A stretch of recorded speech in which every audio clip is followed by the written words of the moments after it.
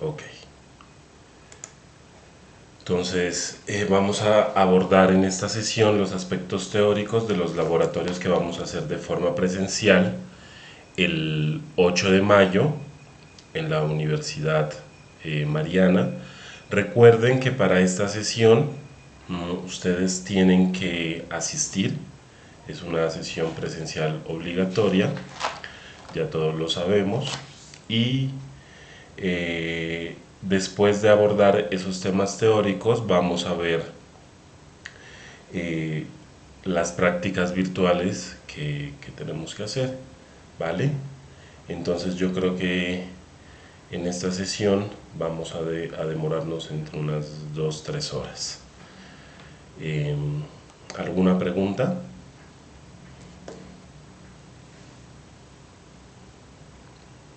¿Si me están escuchando?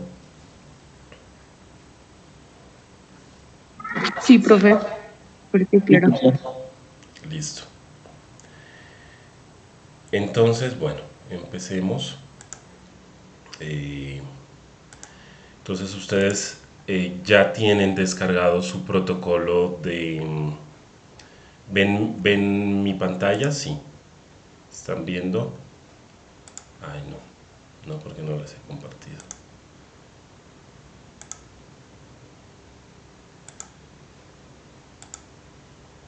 Listo. Ustedes saben que en el sistema de evaluación, entonces están las guías, los protocolos de prácticas presenciales y los protocolos de prácticas virtuales.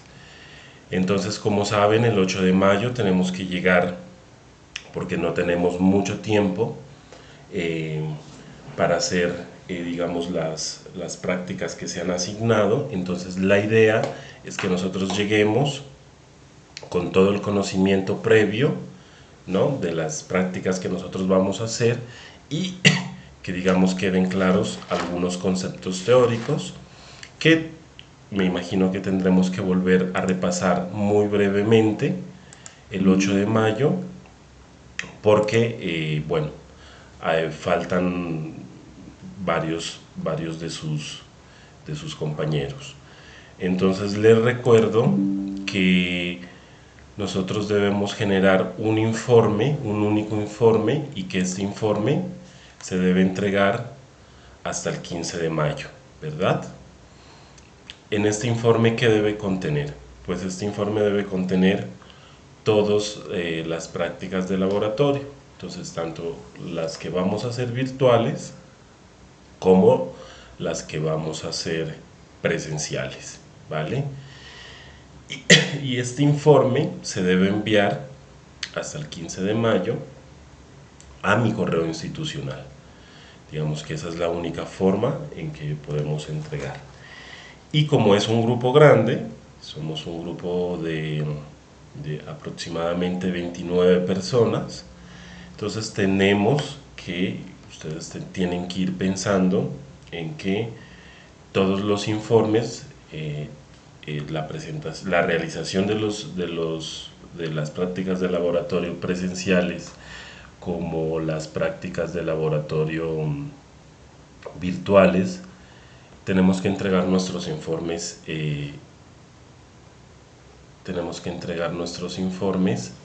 grupal, ¿no? Entonces vayan pensando porque tenemos que hacer grupitos de 5 6 de 5 personas y por cada grupo, ¿no?, se va a entregar un informe. Entonces cada grupo me envía un informe, ¿vale? ¿Alguna pregunta que tengan, alguna duda respecto a eso?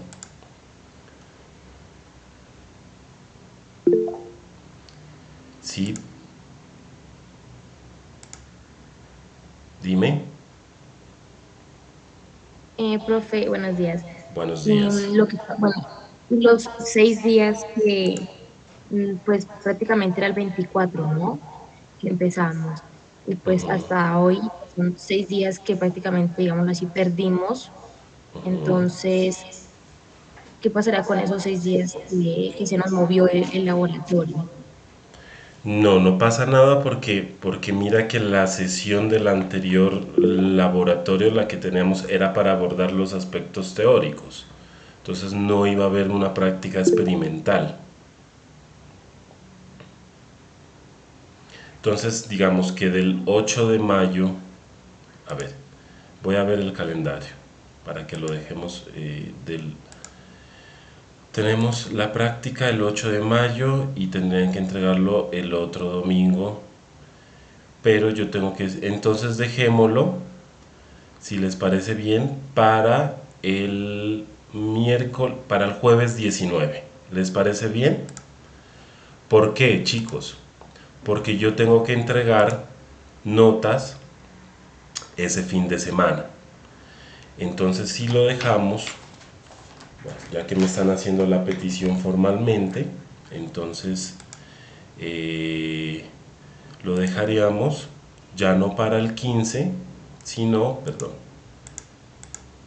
ay, no se me abre el calendario, aquí estás, sino para el, sería para el mayo, 19 de mayo. ¿Les parece bien?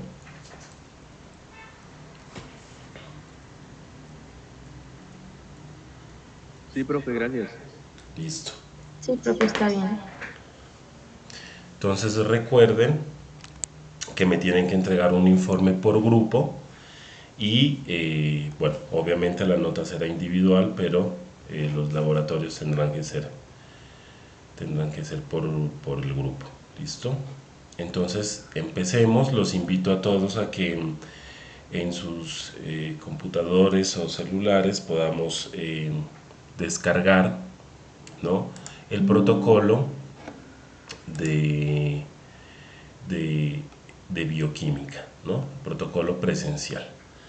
Entonces, lo primero que debemos tener en cuenta es que tenemos que ir con el equipo de bioseguridad. Entonces los invito que en cualquier ratico ustedes puedan ingresar a la práctica número 1 y leer rápidamente lo que tenemos que llevar.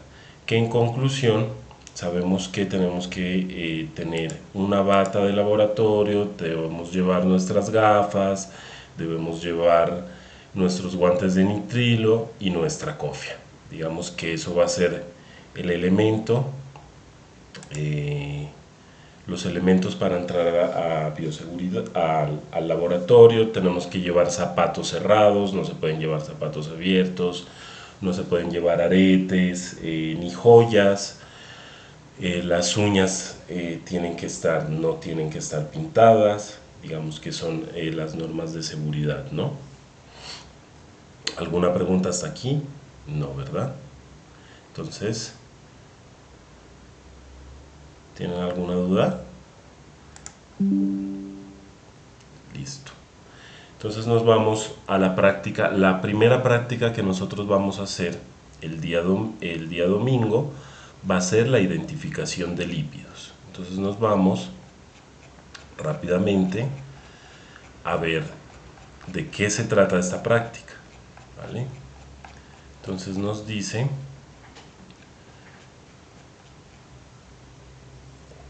identificación de lípidos. Entonces nos dice la temática de la práctica, que va a ser la estructura, función y propiedades químicas de los lípidos.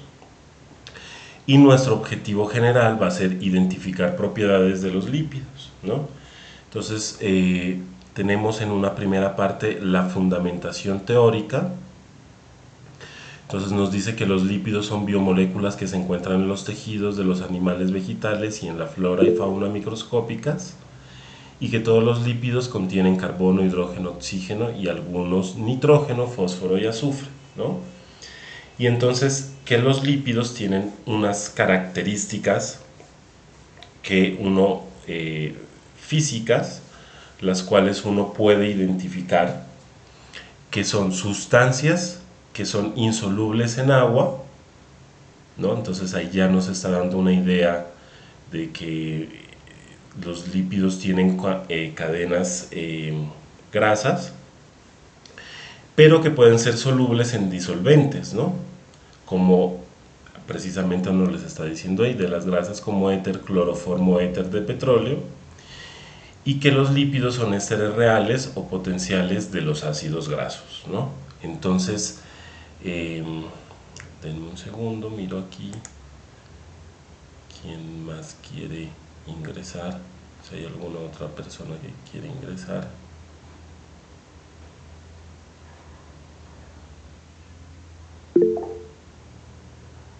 Cuéntame, Michael.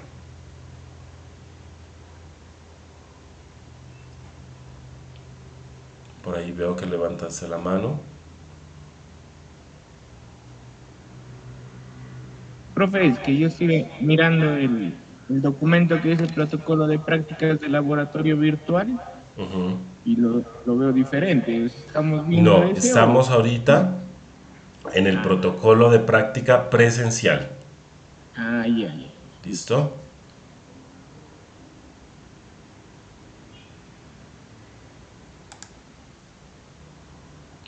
Si estamos en ese componente. Vuelvo.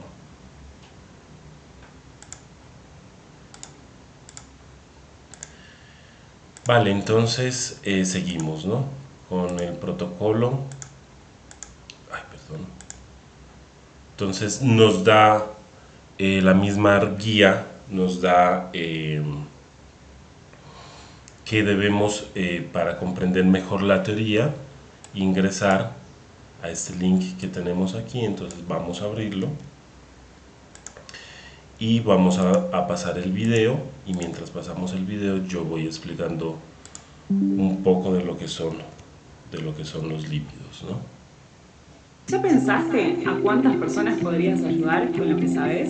Con Wibu puedes convertir. Universidad Nacional Abierta a Distancia. Entonces, ¿Quién les habla? Alberto. bueno, si lo vamos adelantando, vemos que los lípidos, digamos, son ácidos grasos saturados que tienen cadenas de hidrocarburos conectadas solo por enlaces simples, y vemos aquí la cadena del glicerol, de triglicerol, ¿no? Entonces son cadenas largas que están compuestas obviamente por enlaces de carbono-hidrógeno. Y bueno, vemos las estructuras de los ácidos grasos y las estructuras de esteroides y las moléculas de fosfolípidos, que es una molécula con dos ácidos grasos, un grupo fosfato modificado unido a un esqueleto de glicerol, ¿no? ¿Hay alguna pregunta? No sé, estoy escuchando.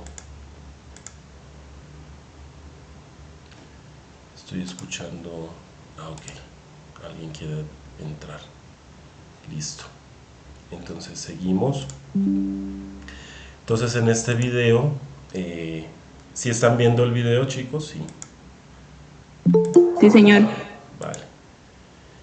Entonces, en este video, bueno, nos presenta algunos grupos a los que pertenecen los lípidos.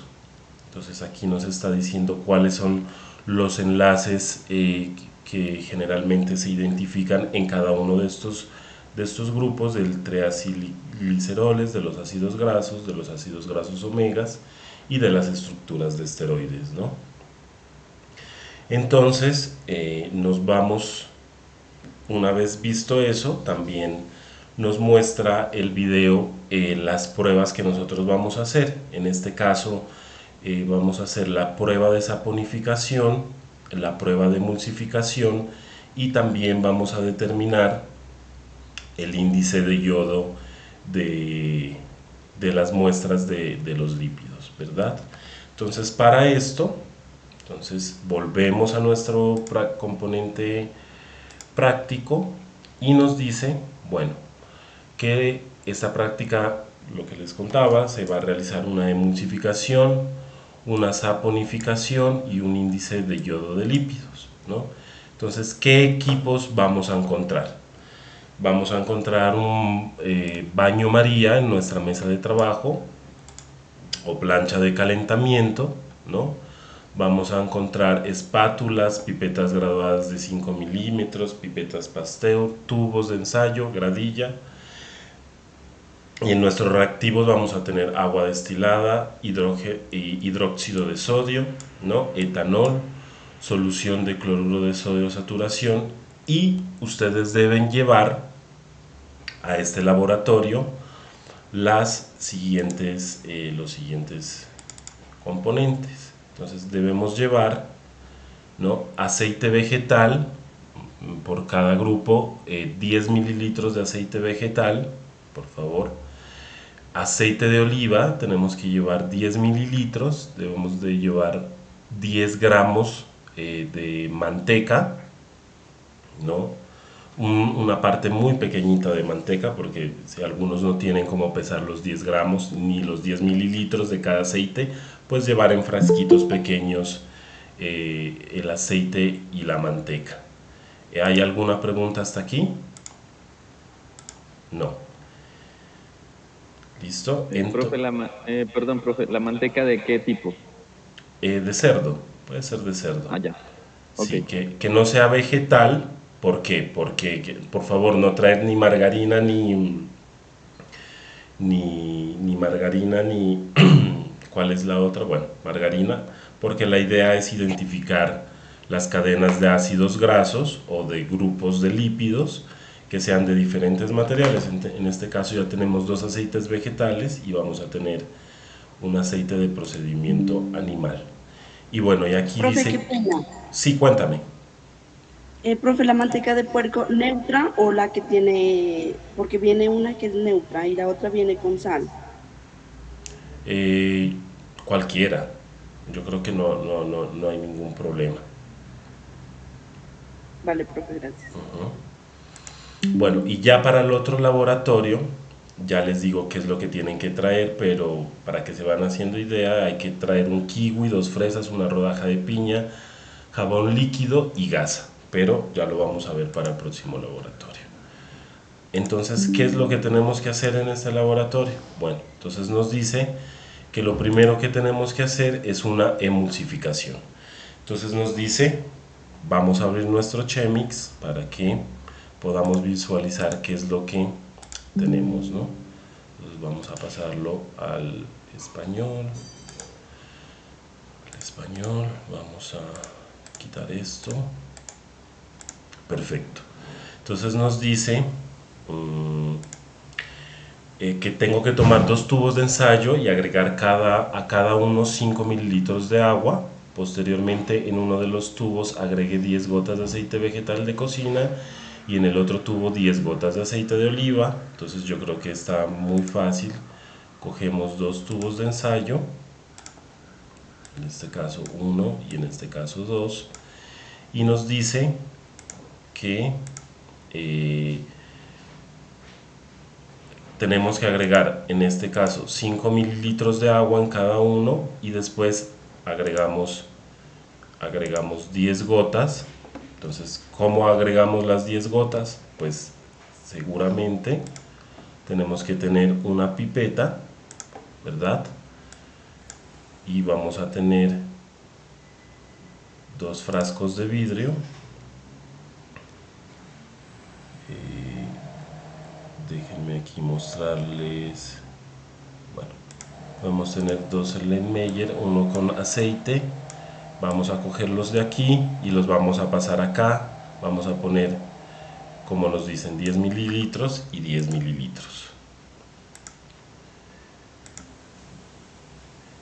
Luego nos dice que tenemos que agitar fuertemente, observar y registrar cuánto tiempo dura la emulsión y de acuerdo con el tiempo estimado definir cuál permite obtener una emulsión más estable. Entonces, si nosotros nos vamos al video para identificar qué es una emulsión, entonces nos vamos aquí y aquí podemos ver que esta es la emulsión de saponificación.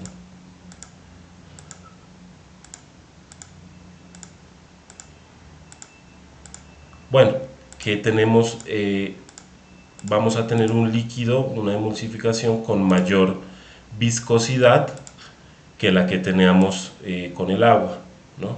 No, aquí en el video no está. Aquí está la emulsificación. Entonces vemos cómo pasamos 5 mililitros de agua y ponemos 10 gotas y vamos a ver cómo esto se empieza a emulsificar. Perfecto. ¿Alguna pregunta hasta aquí?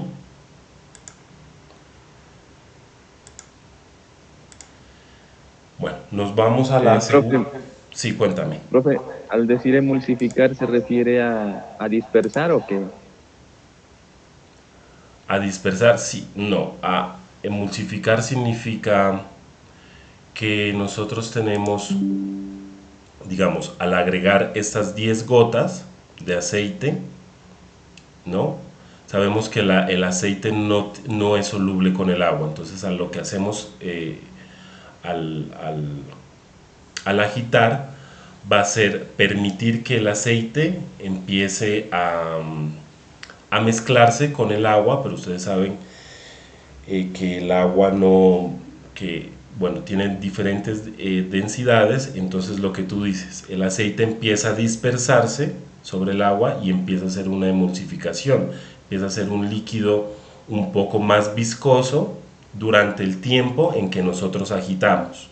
Luego, cuando se reposa, nosotros volvemos a esta misma fase de aquí. Pero lo que ustedes tienen que anotar es ver los cambios físicos. ¿Alguna otra pregunta?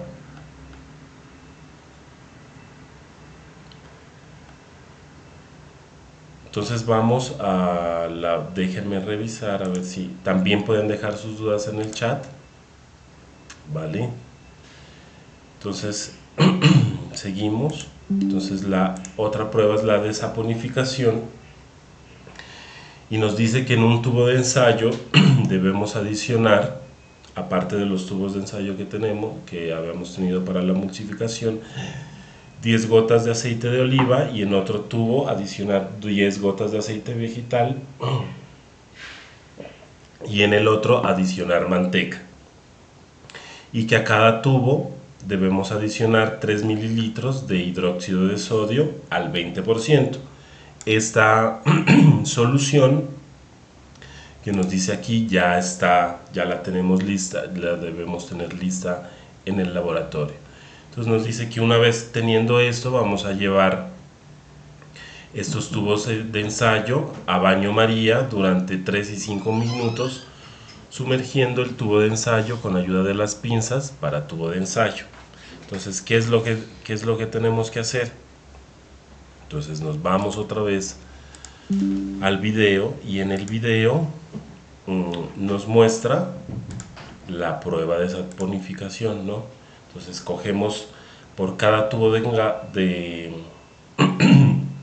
ensayo 10 gotas de aceite vegetal, 10 gotas de aceite de oliva y en el otro manteca, y vamos a llevar estos 3 tubos de ensayo a baño María.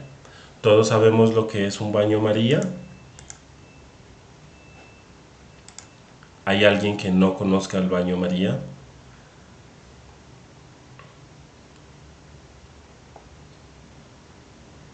Chicos. Profe, si lo puede explicar mejor. Igual Vale, creo que entonces, todos conocemos, pero de pronto tenemos algún concepto diferente o alguna forma diferente. no, el baño María, pues ustedes saben que es vamos a ver si está aquí en accesorios.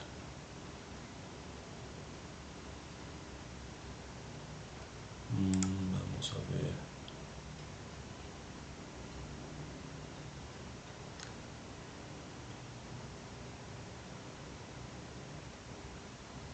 ¿Lo ven por ahí ustedes? A ver, tiene que estar.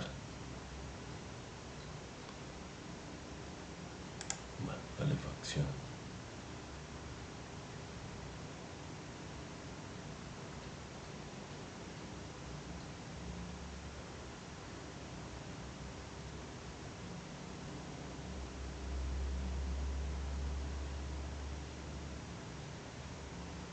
Bueno, no está aquí, pero bueno, vamos a buscar aquí lo que es un baño María en el laboratorio.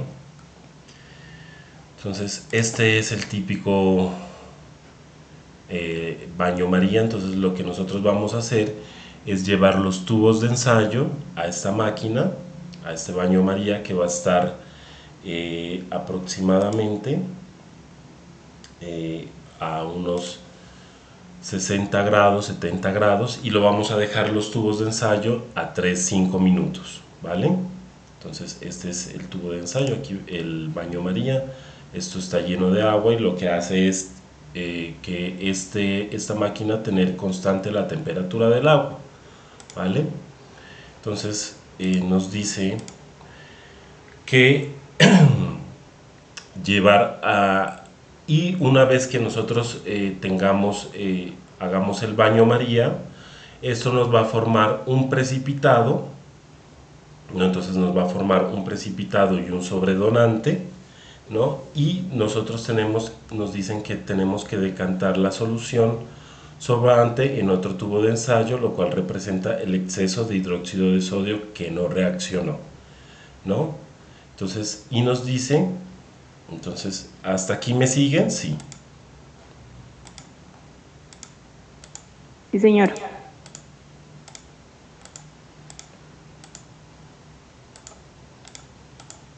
Bueno, sigamos entonces. Entonces, nos dice que esto después del baño María forma el precipitado y luego de que se forme el precipitado, tenemos que decantar la solución, ¿no? En un filtro con papel filtro, pasamos la solución, dejamos el precipitado en el papel filtro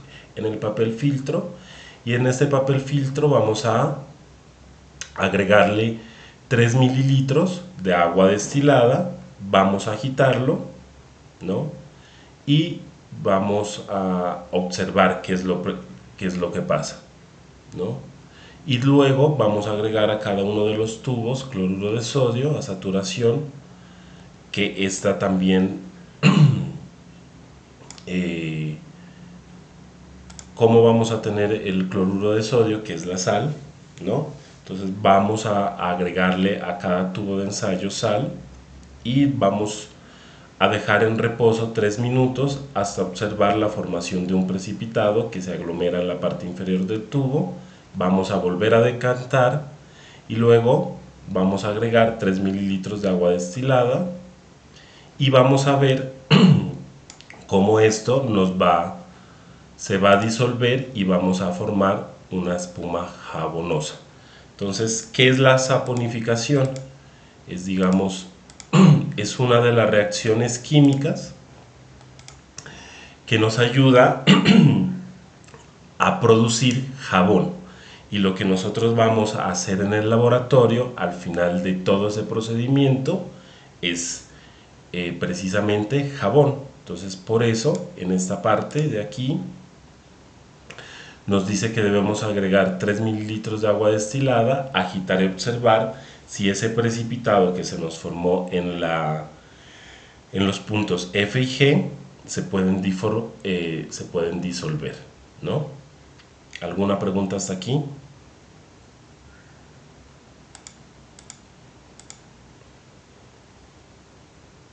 Chicos. Michael, cuéntame. ¿Cómo se realiza el decantado que menciona? Vale. O sea, me imagino que separar la... Sí, entonces mira, sí señor, exactamente. Entonces mira, tú tienes,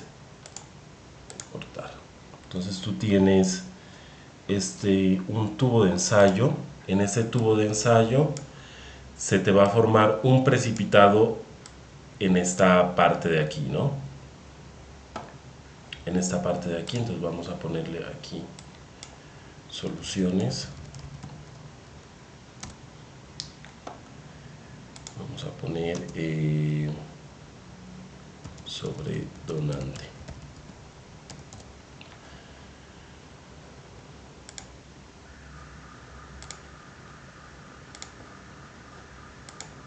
Entonces vamos a tener, ¿por qué no me sale la imagen?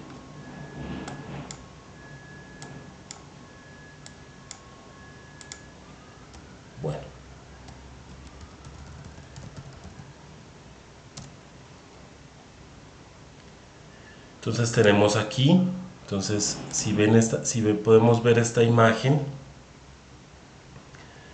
de aquí, tenemos esta solución que tenemos suspensión de sólidos en un medio líquido, y lo que nosotros vamos a formar es un precipitado y está aquí un sobredonante o el líquido, como lo dice Michael. Entonces lo que vamos a hacer es coger un embudo de filtro, ¿vale? Y lo vamos a poner en otro tubo de ensayo, que es lo que nos dice aquí, y vamos a poner nuestro papel filtro. Recuerden que tiene que haber un papel filtro, lo ponemos dentro de nuestro tubo, y lo que vamos a hacer es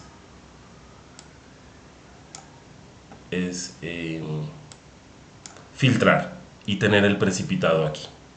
¿Listo? Michael, ahí ya. Ya, pues ahí ya.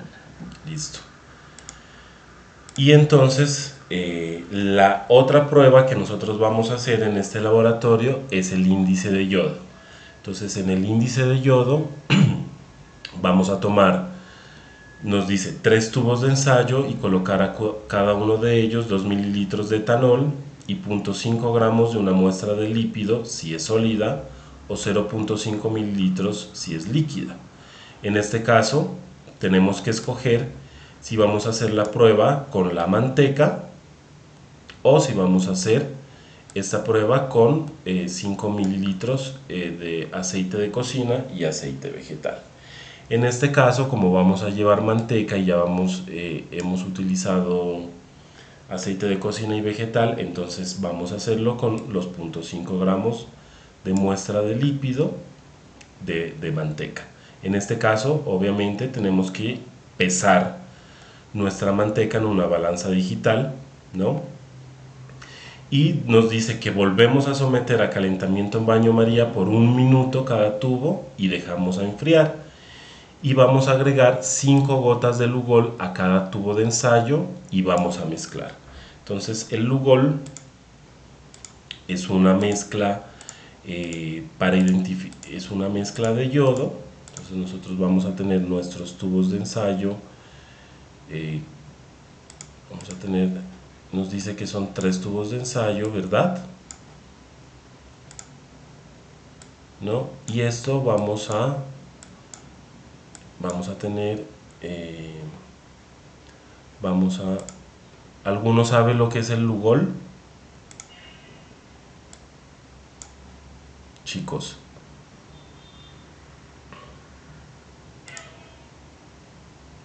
¿Me siguen? Profe, No, profe. en algunas pruebas para identificar el núcleo de algunas células lo utilizan. Sí, señor. Entonces es como yodo. Es yodo, perfectamente. Entonces nosotros lo que vamos a hacer es agregar, digamos, esto, vamos a cambiarle el color, porque se supone que de aquí ya tomamos, esto tiene que estar en un frasco. Vamos a representar que este sea el frasco, y nuestro Lugol va a tener más o menos esta coloración. Está demasiado claro. Aquí necesito un color más intenso. Bueno, aproximadamente tiene un color como rojizo. Tomamos de aquí y agregamos cada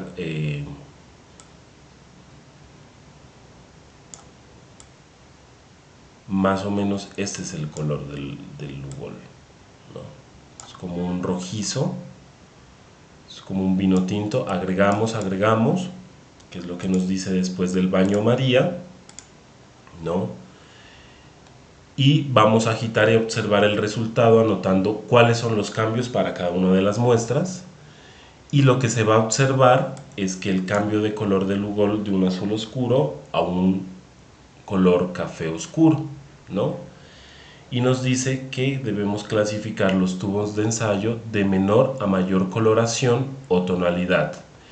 Y esta relación entre menor a mayor coloración nos va a permitir identificar la presencia de ácidos grasos con mayor insaturación en cada una de las muestras, ¿no? Entonces aquí acabaríamos nuestro primer laboratorio, que aproximadamente yo le pongo que nos demoremos entre aproximadamente 1 hora, ¿no? Entonces no tienen que llevar la guía leída, pero no tienen que llevar diagrama de proceso de flujo, porque precisamente aquí estamos viendo las cuestiones teóricas. ¿Alguna pregunta hasta aquí?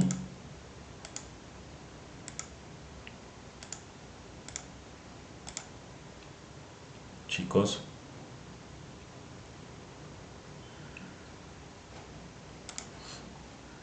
No, profe, creo que no hay ninguna pregunta. Listo.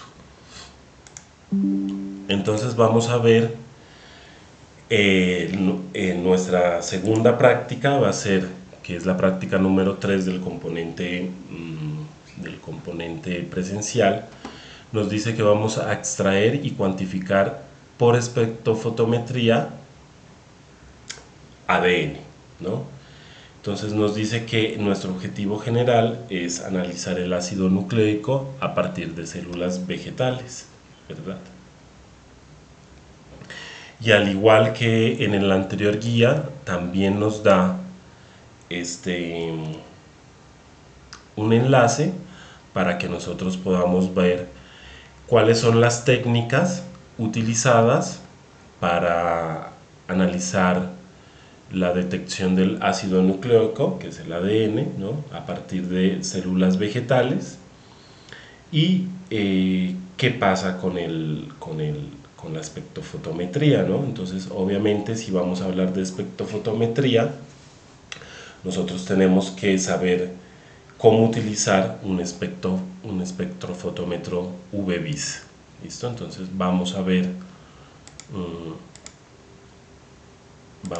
cómo hicimos con el otro, el video. Entonces, vamos a cerrar estas pantallas aquí.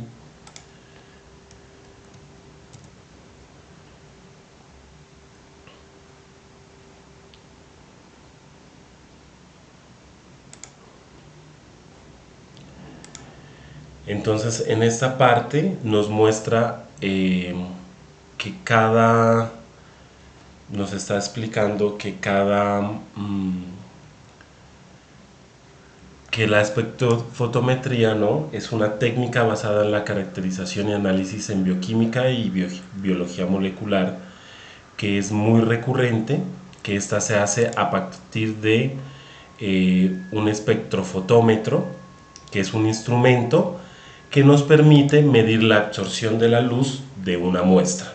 Entonces, como nos muestra la absorción de la luz de una muestra, nosotros podemos identificar qué tipo de muestra es a partir de las ondas de longitud que miden el espectrofotómetro, ¿vale? Entonces, aquí en el video nos muestra cuál es el proceso general de un espectrofotómetro, ¿no? Entonces, ¿qué es lo que nos muestra el espectrofotómetro? Entonces nos muestra el espectro de absorción de ese compuesto. Entonces, perdón, ¿qué nos muestra? Entonces nos muestra la absorción de luz a diferentes longitudes de onda, y esto es característico de cada molécula. Entonces lo que nosotros siempre vamos a tener es una curva, ¿no?, donde nos muestra cuáles son los rangos de absorción de luz de esas moléculas, y lo que siempre va a primar principalmente son estos picos de absorción de luz, ¿vale? Entonces aquí nos muestra muy rápidamente cómo esta parte del fondo del laboratorista que vemos aquí es el espectrofotómetro. Entonces en estos momentos él está cogiendo una muestra de aceite vegetal y lo está llevando al cubo del espectrofotómetro, está colocando ahí la muestra. Si ustedes ven, es una cubeta él está llevando esta muestra al espectrofotómetro, lo está cerrando y lo que va a aparecer ahí es, es la longitud de onda. Si ustedes ven la construcción de la longitud de onda de nuestro compuesto vegetal, ¿vale? Entonces aquí nos dice, aquí arriba, la longitud de onda a cuántos nanómetros viene recorrida. Entonces, por favor, mirar el video. Entonces nos dice que los espectros visibles verdes están entre 500 y 570 nanómetros, ¿no? Y que cada compuesto, dependiendo de su fisiología, pues nos va a arrojar una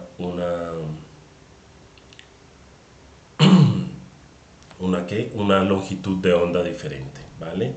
Para nosotros calcular el coeficiente de longitud de onda, nosotros vamos a tener, lo voy a parar aquí, vamos a recordar lo que ustedes ya han visto en su componente teórico, que es la ley de Lambert-Wilt, ¿no? Que nos dice que la longitud de onda va a ser igual, en este caso, a E por C por L, ¿no? Y que nos dice que A va a ser la absorbancia de la muestra, E va a ser el coeficiente de extinción, y lambda por general, la L siempre va a ser el volumen que nosotros tenemos, en este caso en nuestra cubetica, que es de 1 centímetro, ¿vale? Perdón que me devolví aquí, que alguien quiere admitir. Entonces, estos valores generalmente los encontramos en nuestra bibliografía. Entonces, ahorita vamos a ver, mientras pasemos el componente práctico, la explicación, vamos a ver cómo podemos hacer los cálculos brevemente, ¿vale? ¿Alguna pregunta hasta aquí?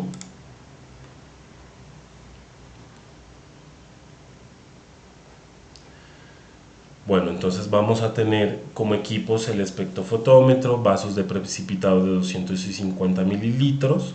Bueno, aquí están todos los materiales que nosotros vamos a utilizar, que los vamos a encontrar en nuestra mesa de laboratorio, los reactivos, agua destilada, cloruro de sodio, alcohol isopropílico frío, y en este caso nosotros tenemos que llevar otros materiales. En este caso nos está diciendo, vuelvo y repito, que debemos llevar por cada grupo un kiwi, 2 fresas, una rodaja de piña, jabón líquido, la balosa de 10 mililitros y gasa. ¿Alguna pregunta hasta aquí?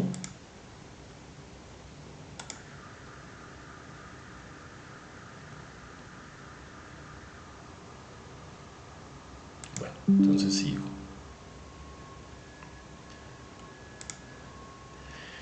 En este caso vamos a hacer el primer procedimiento, que es la extracción de ADN. Entonces nos dice que en un vaso de precipitado vamos a preparar una solución de lisis a partir de la mezcla de 50 mililitros de agua destilada, 1 mililitro de jabón líquido y 2 gramos de cloruro de sodio.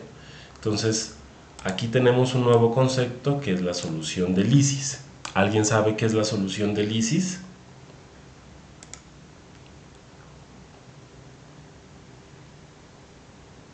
Chicos.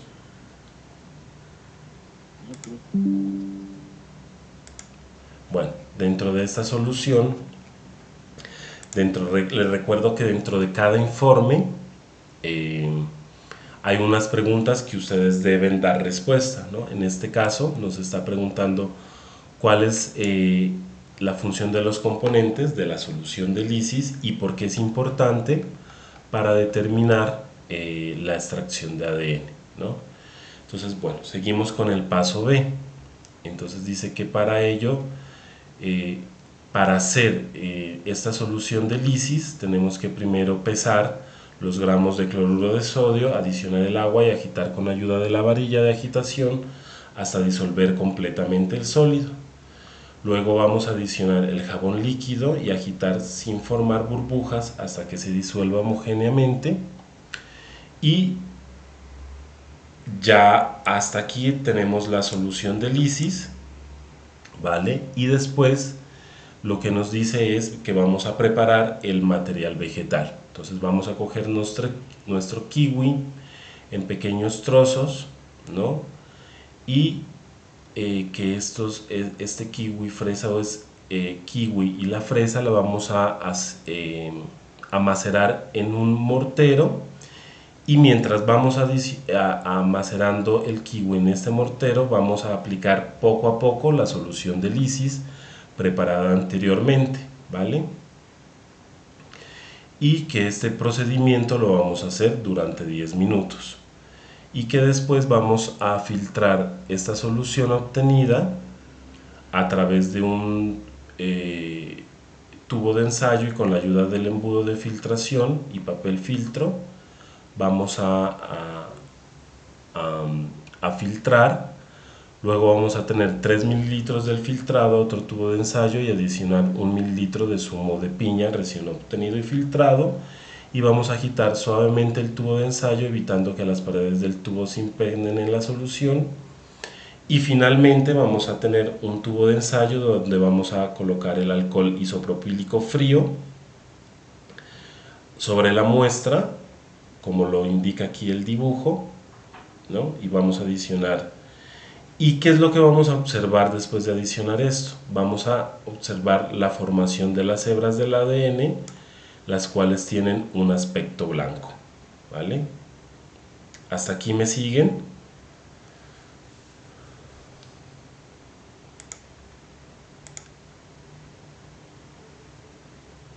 Chicos. Entonces, al final lo que nosotros vamos a tener es un tubo de ensayo donde a través del tubo lisis, ¿no? Vamos a tener unas pequeñas hebras que se me va a formar, y que esas van a ser las cadenas de ADN, ¿no? El ADN. Entonces nosotros lo que vamos a hacer es retirar el ADN, esas hebras o ese botón de ADN, lo vamos a retirar para poder hacer nuestro siguiente procedimiento. Entonces nos dice que una vez que retiremos el botón de ADN, lo vamos a rehidratar en 2 mililitros de agua destilada en un tubo de ensayo, y que vamos a agitar suavemente hasta que no se observe el botón obtenido de la muestra. Entonces lo que vamos a hacer es que vamos a solubilizar ese botón de ADN otra vez en 2 mililitros de agua destilada. Y aquí es donde nosotros vamos a utilizar el espectrofotómetro, ¿no? Entonces lo primero que nosotros tenemos que hacer, entonces vamos a coger aquí, una vez que tenemos el espectrofotómetro, vamos a poner aquí medición, vamos a tener nuestro espectrofotómetro, en este caso, lo vamos a tener aquí, y nos dice que cada vez que nosotros vayamos a utilizar el espectrofotómetro, vamos a realizar la lectura de absorbancia a 260 nanómetros, y que vamos a utilizar esta muestra como muestra blanco para que podemos hacer el blanqueamiento del equipo, y que vamos a transferir la solución de ADN a otra cubeta y vamos a hacer la medición de espectrofotometría. Entonces vamos a realizar la medición de la absorbancia tanto a 260 nanómetros como a 280 nanómetros, y que vamos a realizar los cálculos para obtener la relación a 260 para cada muestra, y nos dice que tenemos que buscar el significado de la relación A260 sobre A280 e interpretar los resultados obtenidos en las 5 muestras. Entonces, ¿cómo vamos a ver estos resultados? Entonces, ¿qué es lo que nos muestra? ¿Qué es lo que nos muestra? Entonces, nosotros lo que tenemos es, ¿no?, que nos va a dar nuestra absorbancia, y lo que nosotros nos indica es, por ejemplo, en esta gráfica, si nosotros la vemos, es si nosotros tenemos una absorbancia 260, lo que queremos identificar es que si nosotros tenemos nuestro ADN puro, ¿no? Esta es la curva de absorbancia del ADN puro. Esta de acá abajo es de las proteínas, ¿no? Y nos está diciendo que seguramente nosotros, nuestra curva real es esta que tenemos aquí. Entonces, cuando nosotros hacemos la medición 260 sobre 280, es para identificar si lo que nosotros tenemos en nuestra muestra es ADN puro o es proteína, o es ADN más proteína, que es seguramente lo que nosotros vamos a obtener, ¿no? ADN y proteína. Entonces, para esto, en la bibliografía nos da unos diferentes rangos, ¿no? Entonces nos dice, si me dejan buscar aquí, nos muestra diferentes rangos. Entonces nos dice que por espectrofotometría A200 sobre 280 tenemos unos rangos. Entonces nos dice que si esa relación es entre 1,8 y 2,1, nos dice que nuestro ADN es de pureza óptima. Entonces nuestros resultados van a decir que lo que nosotros tuvimos es pureza óptima. Entre 1,6 y 1,7, que es una pureza aceptable, es decir, que nuestro ADN tiene unas trazas muy pequeñas de compuestos aromáticos o de proteína, que en este caso las proteínas están contenidas principalmente de ARN, que si es menor que 1,6, nuestro ADN está contaminado con compuestos aromáticos, y que si es mayor a 2,1, este ADN está contaminado con ARN. ¿Listo? ¿Hasta aquí alguna pregunta, chicos?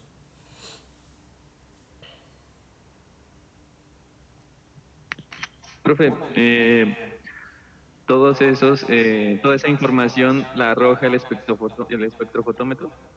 Sí. Sí, eso lo arroja el espectrofotómetro. ¿Qué es digamos, lo que nos arroja el espectrofotómetro? En este caso es, si nosotros vemos la ley de Lambert-Wilt, lo que nos arroja el espectrofotómetro es A, ¿no? Entonces, digamos,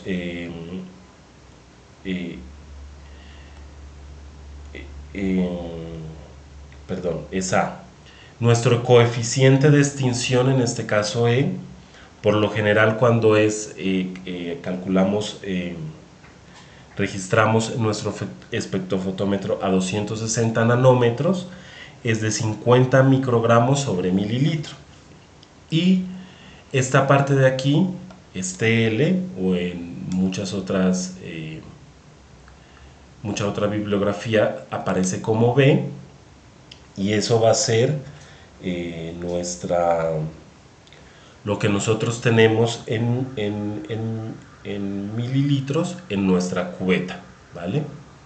Entonces, para que me entiendan mejor cómo se usa un espectrofotómetro, nos vamos a ir a nuestro protocolo de componente virtual. Entonces nos vamos a ir a nuestro protocolo de práctica virtual, porque aquí, por favor, todos nos pasamos allí, porque aquí nos dice que nosotros debemos ver nuestra determinación del punto isoeléctrico a partir de electroforesis de proteínas, y esto lo vamos a hacer vamos a ver ahorita la práctica 5, que es ensayo de cinética enzimática, y en este ensayo vamos a tener, vamos a hacer el uso de un espectrofotómetro, pero que lo vamos a hacer para el crecimiento de microbiano, el crecimiento microbiano, y vamos a ver cómo a partir de ese crecimiento microbiano podemos determinar la cinética enzimática a partir de un espectrofotómetro. Entonces nos vamos a nuestro componente virtual. ¿Hasta aquí estamos todos bien? ¿Hay alguna pregunta?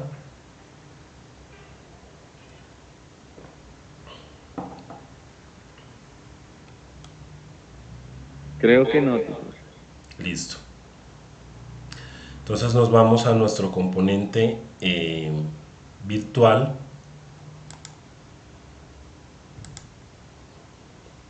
Entonces voy a dejar de presentar un momento.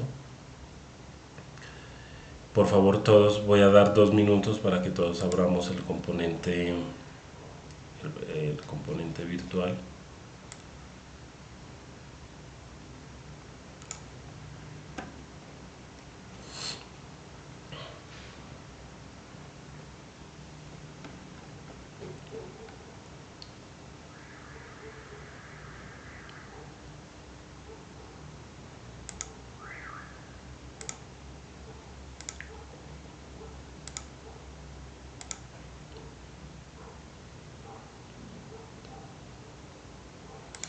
Entonces vamos a la práctica número 5, que nos dice cuál es el ensayo de cinética enzimática para determinar la actividad gamma-glutamiltranspeptidasa en una muestra de orina. Entonces el propósito de esta práctica virtual es relacionar los conceptos básicos de enzima y actividad enzimática a partir de procedimientos de laboratorio que describen el comportamiento bioquímico de las enzimas, ¿no? Entonces, en esta práctica de laboratorio tenemos nosotros también un video que nos relaciona la parte teórica. Entonces vamos a ponerlo aquí. ¿Quién me dice qué entiende por cinética enzimática o qué es lo que han aprendido de cinética enzimática en el curso de bioquímica? Para así poder hacer un diagnóstico del conocimiento. Sí, Michael, dime. Es el proceso de transformación de las enzimas a otras submoléculas o moléculas más grandes. Y el uso de energía, la producción de energía. Sí. Entonces, bueno, aquí tenemos para que en el video nos muestra, nos muestra los conceptos básicos de la cinética enzimática. Digamos que en el curso de bioquímica, que si ustedes más adelante tienen un curso relacionado con biotecnología, pues lo van a ver a mayor profundidad, ¿no? Entonces nos dice que la cinética enzimática, hay un modelo matemático establecido que es por Makely y Menten, ¿no? Y en este modelo matemático lo que ellos establecieron es que nosotros tenemos un sustrato. ¿Alguien me puede decir qué es un sustrato?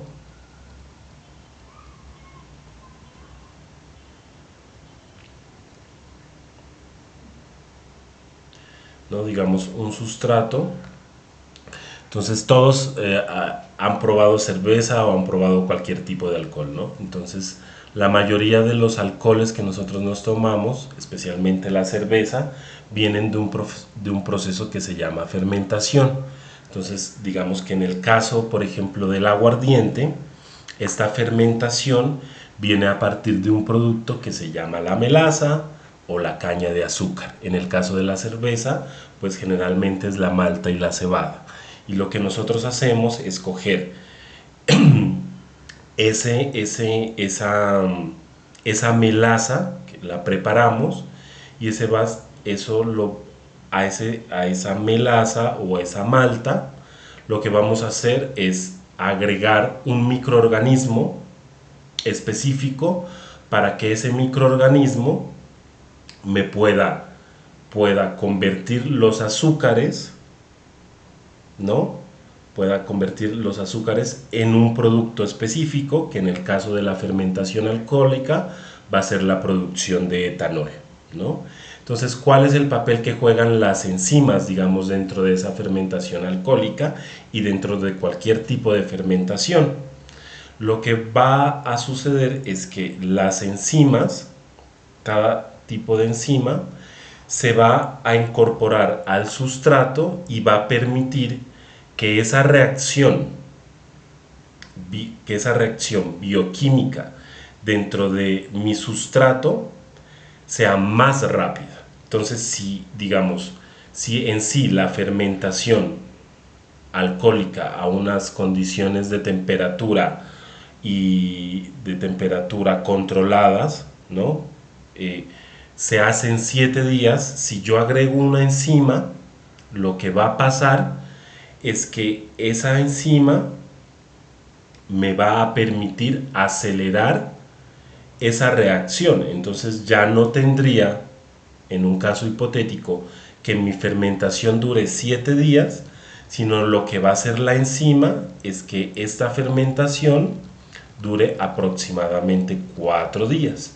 Entonces esto obviamente lo que hace es permitir que mi proceso, tanto a escala de laboratorio o piloto industrial, como utiliza una velocidad, me permite tener un progreso de la reacción a una velocidad menor, lo vemos aquí con enzima, y necesitamos una menor energía, que eso me va a permitir reducir los costos de mi fermentación cuando lo hago a escala piloto o industrial, ¿no? Entonces, para que los microorganismos dentro de la melaza y la malta puedan empezar a hacer las reacciones metabólicas, entonces necesitan una cierta cantidad de energía que yo debo suministrar, ¿no? En este caso, si yo utilizo la energía, lo vemos aquí, la energía de activación va a ser mucho menor que si no utilizo una enzima. ¿Listo? Entonces, y otra parte fundamental de las enzimas en cualquier tipo de modelo de cinética, porque no solo tenemos la cinética de Michaelis y Menten para ver nuestro crecimiento microbiano, es que las enzimas no reaccionan con el sustrato, ¿no? Entonces, al final, como nosotros lo vemos en esta gráfica, lo que nos ayuda es a tener una mayor energía de activación, pero no hace reacción con el sustrato ni con ningún componente que esté dentro del sustrato. Entonces, al final, nosotros podemos recuperar esa enzima de nuestro producto, ¿vale? Porque no va a hacer reacción. Entonces las enzimas son catalizadores. Entonces, ¿alguien me puede decir qué es un catalizador?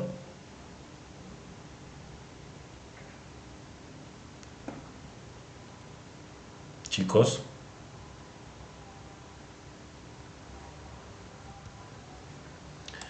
Entonces, un catalizador es un... profe. Sí. Dime, es una sustancia que ayuda a agilizar una reacción. Exactamente. Ayuda a acelerarlo.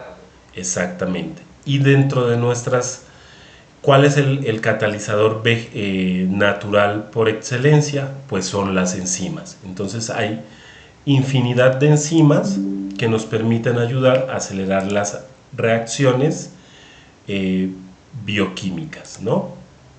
Entonces, en este video, que ya no me voy a concentrar en esto, tenemos otro modelo enzimático, otro modelo matemático, que diferentes modelos matemáticos. En este vemos la cinética de la reacción enzimática de Michaelis-Menten, ¿no? Que nos dice que a una cierta concentración de esta enzima, lo que nosotros podemos tener es hacer el cálculo de la velocidad máxima de ese crecimiento microbiano, ¿no? Entonces nos da la fórmula que nos dice que la velocidad va a ser igual a la velocidad máxima por la concentración del sustrato sobre la constante de Michaelis-Menten por el sustrato, y que esto también se puede linealizar, ¿no? Que esto se puede linealizar para que nosotros podamos encontrar tanto los valores reales de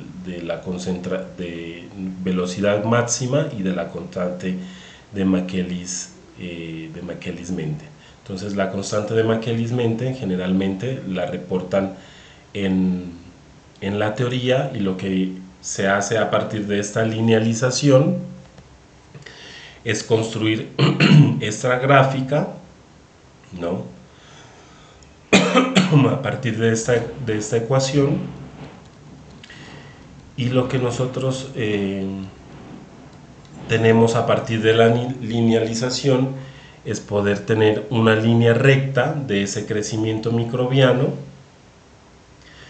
que está sujeto a la enzima, ¿verdad? Y con esta línea recta, pues si ustedes ven, esto ya es una ecuación de la línea recta, esto es y igual a mx más b, y aquí podemos determinar, como nos muestra en el ejemplo, la velocidad máxima y la constante de Michaelis-Menten, ¿no? Menten, perdón. Hasta aquí tenemos alguna pregunta.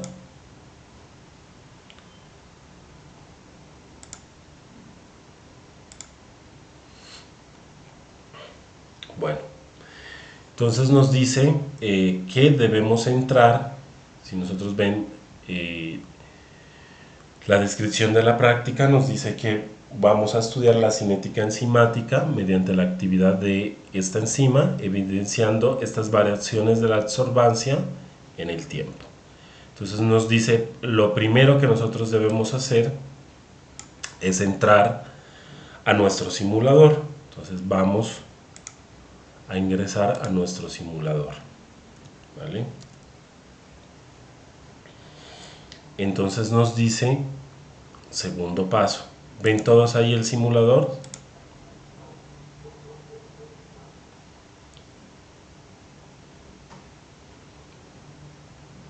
Entonces nos dice, lee atentamente la pestaña de instrucciones. En esta se explica el funcionamiento del simulador y nos dice que procede a realizar la actividad propuesta en la siguiente pestaña, siguiendo paso a paso las instrucciones, ¿no? Y vamos a registrar las tablas y los datos obtenidos en el desarrollo del experimento, y lo que vamos a determinar es la actividad de gamma-glutamiltranspeptidasa en una muestra de orina. Entonces vamos a abrir nuestro simulador, volvemos al simulador. Entonces nos dice la determinación de gamma, ¿no? Entonces, ¿qué es lo que tenemos al lado derecho? Tenemos un espectrofotómetro que vamos a aprender, ¿vale? Tenemos dos micropipetas, una de 1000 micrómetros y otra de 200 micrómetros. Tenemos nuestros cubos, que es más o menos como vamos a hacer la práctica presencial.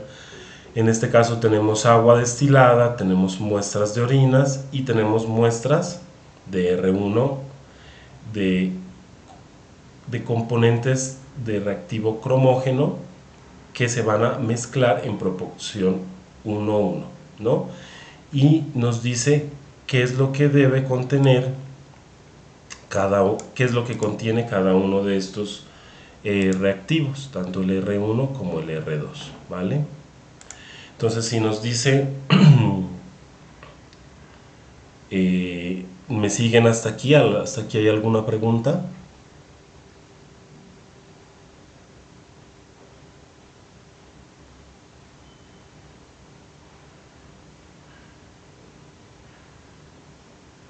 Chicos.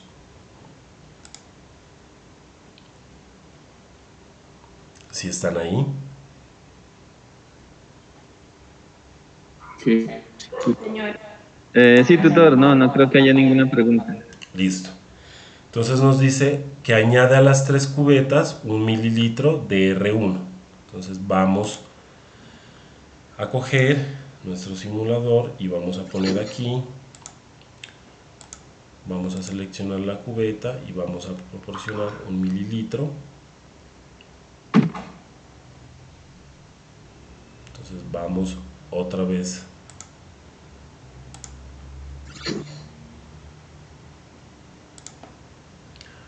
un mililitro de cada una de las sustancias. ¿Vale?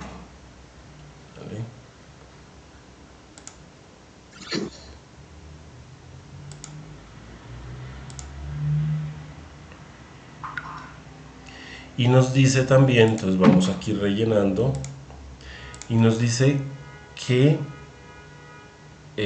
también debemos adicionar 1 mililitro de R2. Entonces cogemos esta micropipeta, nos vamos aquí, vamos a hacerlo rápidamente, vamos adicionando los reactivos, ¿no? ¿Cómo lo hacemos en la práctica? Siempre teniendo cuidado de no regar los bordes de la cubeta, ¿vale? Otra vez aquí, listo. Y nos dice que adicionalmente nosotros debemos adicionar, ¿no? Debemos adicionar diferentes cantidades de agua. Entonces nos dice que para la cubeta número 1 debemos agregar 2, 4, no, este no es. Listo. Entonces seleccionamos esta.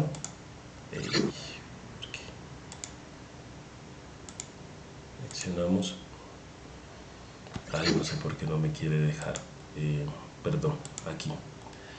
Seleccionamos el agua, entonces nos dice que en la primera cubeta agregamos 200 mililitros.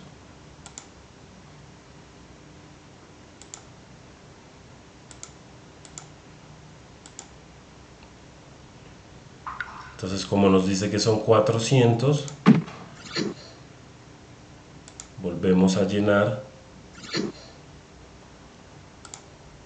aquí 400 y nos dice que en la segunda vamos a llenar 200.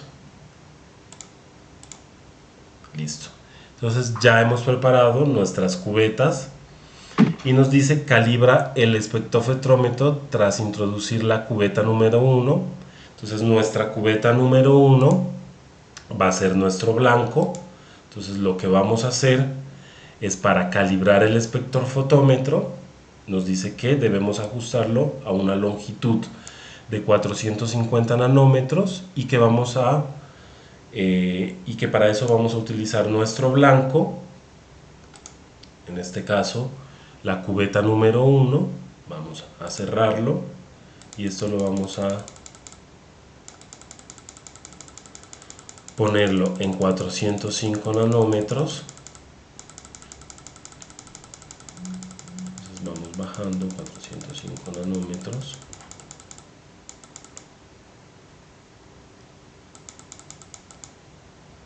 Listo. Y nos dice que lo vamos a pulsar a 0 y en este caso lo que tenemos es que ya tenemos calibrado nuestro espectrofotómetro, ¿vale? Pues vamos a sacar la cubeta, vamos a darle aquí. Y entonces nos dice qué es lo que tenemos que hacer de la reacción enzimática. Entonces nos dice que nosotros debemos añadir, nosotros tenemos unos tiempos, ¿no? Nos está diciendo que para el caso de la cubeta número 2 vamos a medirlos en minutos, y que para el caso de la cubeta 3 lo vamos a medir en segundos, ¿no?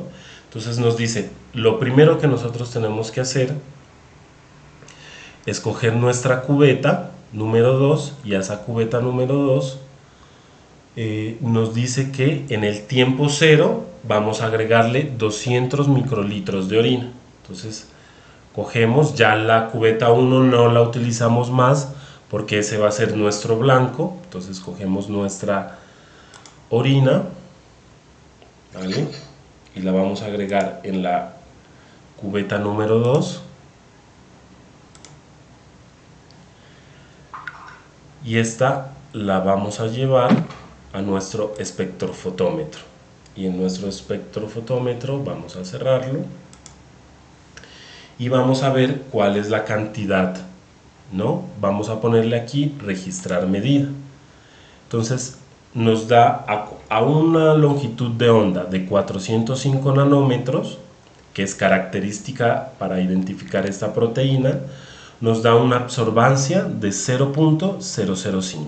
Entonces nosotros la anotamos aquí, ¿vale? Entonces sacamos nuestra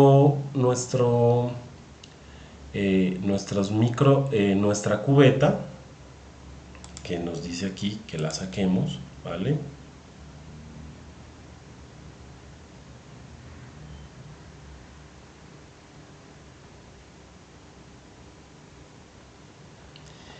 Y después nos dice, la absorbancia de cada cubeta debe medirse a intervalos de 1 minuto durante un total de 10 minutos, comenzando desde el momento en que se añada la orina. Es posible ir alternando la medida de ambas cubetas, una cada 30 segundos, de modo que el experimento complete 10 minutos, ¿no? Si lo prefieres, puedes preparar primero la cubeta número 2, que es lo que estamos haciendo, y hacer todas sus medidas, tras lo cual harás lo mismo con la número 3. En este caso se tardarán 30 minutos. Entonces tenemos, primero vemos la hora, las 9:29, y a los 30 segundos volvemos y adicionamos nuestra cubeta número 2, ¿vale? Otra vez la misma, y esto nos va a dar otro registro, ¿no? Nos va a dar 0.058. Bueno, y así hacemos con la cubeta número 3. ¿Hasta aquí tenemos alguna pregunta?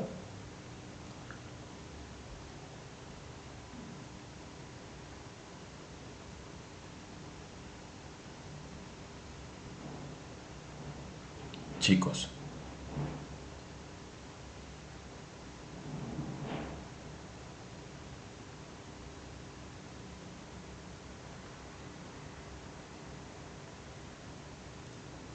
No, señor. ¿Lo de los tiempos, tutores en tiempo real, o el programa tiene algún tipo de aceleración? No, es en tiempo real. Es en tiempo real, ¿no? Entonces nos dice que 2 y 3, una cada 30 segundos durante 10 minutos. Entonces cogemos 10 minutos y estamos haciendo mediciones cada 30 segundos de la cubeta 2 y de la cubeta 3. Y luego 20 minutos, pero nosotros lo vamos a dejar solo en 10 minutos, ¿vale? ¿Entendido? Entonces vamos a hacer las mediciones en un lapso de 10 minutos, tanto de la cubeta 2 como de la cubeta 3, cada 30 segundos. ¿Vale? ¿Entendido? Sí, María Fernanda, cuéntame.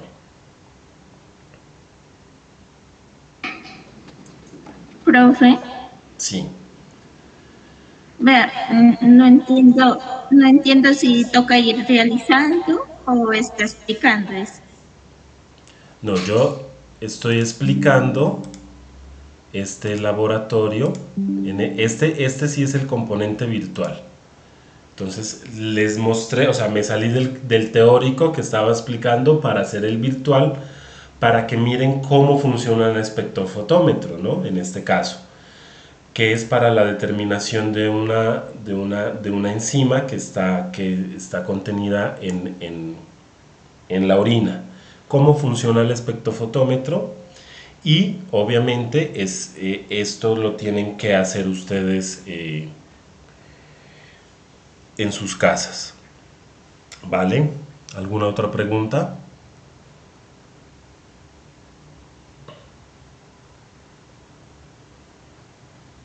Profe, en los valores en el informe, o sea, de este pedazo del componente que nos está indicando, ¿hay que realizarlos individual, cada uno?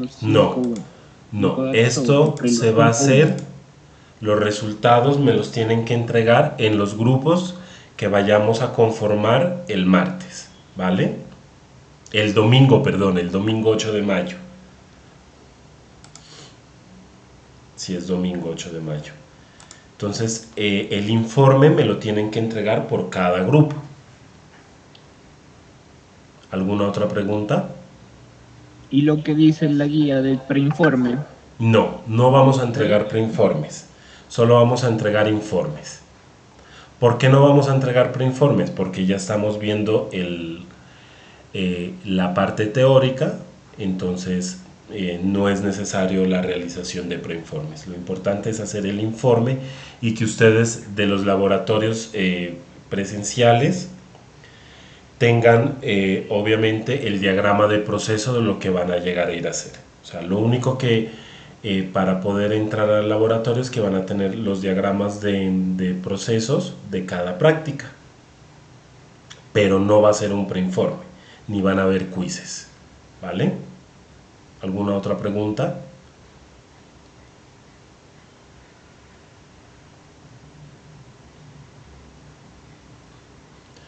Bueno, entonces sigo explicando la última parte de este laboratorio. Entonces, una vez que hayamos tenido nuestros datos registrados de la cubeta y de la cubeta 2 y de la cubeta 3, lo que vamos a hacer es una gráfica de absorbancia frente al tiempo, ¿verdad? Y eso lo que vamos a tener es una recta, como la que nos muestra aquí el video, y a partir de esa recta, ¿no?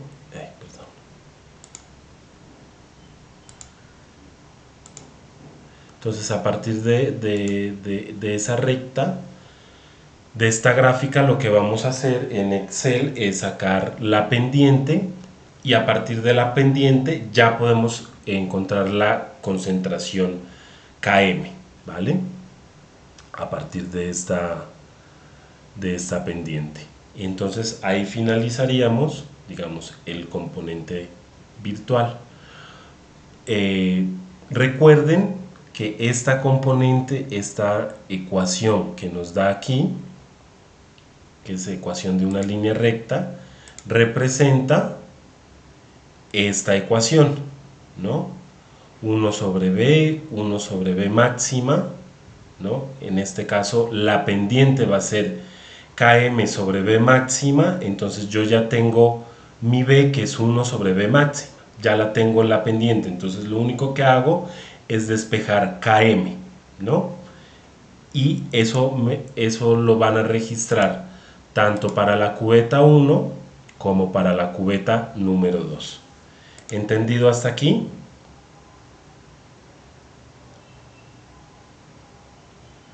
¿Alguna pregunta?